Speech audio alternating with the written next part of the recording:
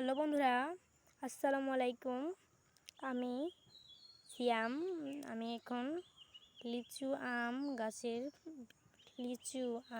গাছের ভিডিও তৈরি করছি। এই যে আমার সামনে একটা আম দেখতে পাচ্ছেন। আম গাছটা কিন্তু বেশ ছোটোই মনে হচ্ছে। এখানে মুকুল আছে একটু, আবার এখানেও মুকুল। তারপর যেমন এই যেখানে লিচুটা দেখতে পাচ্ছেন, সবে শুধু কালার।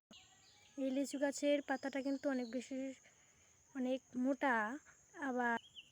আবার এই লিচু গাছের পাতাটা খুবই চিকন।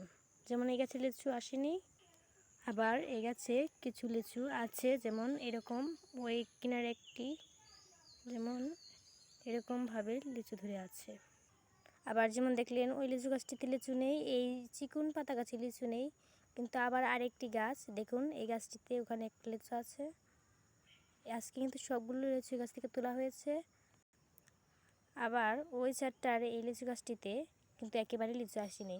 এই জায়গা দিয়ে পানি, গোবর, সার সবসময় থাকে। দেখতেই পাচ্ছেন কত বড় গোবরের ঠেকি। যেমন দেখুন এখানে পাট কিন্তু বেশ সুন্দর হয়ে আছে। আবার যেমন দেখলেন ওই জায়গায় একটা গাছে আম ধরে আছে, এই গাছটিতে আম নেই। গাছটা একেবারে বেঁকা হয়ে আছে। গাছটিতে আম এখন পর্যন্ত ধরেওনি। ওই গাছটিতে আবার মুকুল এসেছে। কেন এই সমস্ত জিনিস হচ্ছে? এই গাছটিতেও কোনো আম নেই, তাহলে এত ছোটো গাছে মুকুল এবং বোল এসে পড়েছে।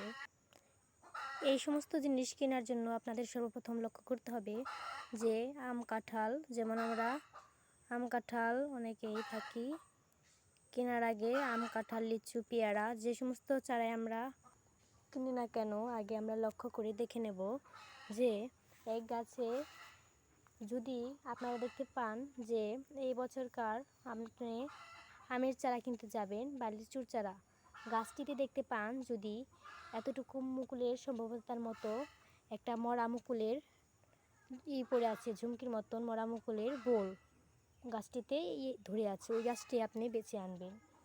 আপনারা ওই সমস্ত গাছ আনলে দ্বিতীয়বার পরবর্তী বছরে আপনাদের বাড়িতে দেখবেন একটা হলেও আছে। যেমন আপনাকে আমটা দেখালাম, যেমন এই গাছে আম আছে, আবার এই গাছেই আম নেই। কেন এই সমস্ত জিনিস হচ্ছে? তাই আপনাদের সবার প্রথম লক্ষ্য রাখতে হবে যে গাছে মুকুল আছে। আপনারা যদি এমনিও কোনো লিচু গাছ কিনতে চান, আপনারা ভালো জায়গায় যেতে হবে। বাট এমন কোনো লিচু গাছ আছে যেমন মরা মুকুল ধরে থাকবে গাছটিতে, ওই সমস্ত গাছ কিনলে আপনারা একটু বেশি জয় লাভ করতে পারবেন। এজন্য আপনাদের আমি আগে থেকে বলে দিচ্ছি যে এই সমস্ত ভালো লিচু গাছের চারা পদ্ধতি তৈরি করতে চাইলে আপনাদের এরকম গাছ তৈরি কিনতে হবে। আর আপনারা বছরে লিচু গাছের গোড়ায়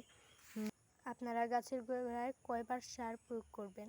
যেমন এই যে গাছটির গোড়া দেখতে পাচ্ছেন, গাছের গোড়া চারমোট দিয়ে গাছগুলো আপনাদের ছুলতে হবে। ঠিক এরকম পদ্ধতির গাছ ছুলে এরকম করতে হবে। এরকম করার পর প্রথমে ওইখান থেকে কিছু পরিমাণ গোবর নেবেন। তারপর এরকম চাচা হয়ে গেলে এই গাছের গোড়াতে কিছু গোবর দেবেন, লাল সার, কালার সার, এগুলো আপনারা ব্যবহার করবেন। বছরে দুবার দেখবেন গত বছর আম যেমন ঝোকায় ধোকায় ধরে থাকবে, তেমনি লিচু ধোকায় ধোকায় ধরে থাকবে। বিশেষ না তো করে দেখবেন। থ্যাংক ইউ, আসসালামু আলাইকুম।